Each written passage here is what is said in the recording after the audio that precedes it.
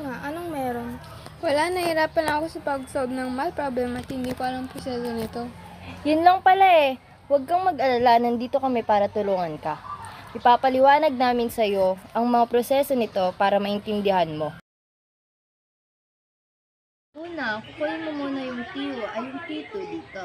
Then, equals mo siya. Tapos, kukunin mo yung dalawa sa may taas. De-divide mo lang siya.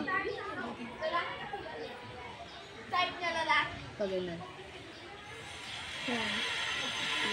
Tapos, i-distribute mo yung mga given mo.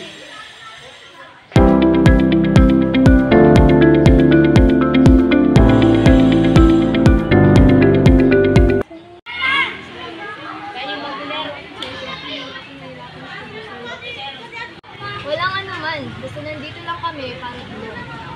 At siguraduhin namin na magpapasa tayo sa ating pagsusunod. O siya, tara na at baka tayo mahuli pa sa pagsusunod. Tara na!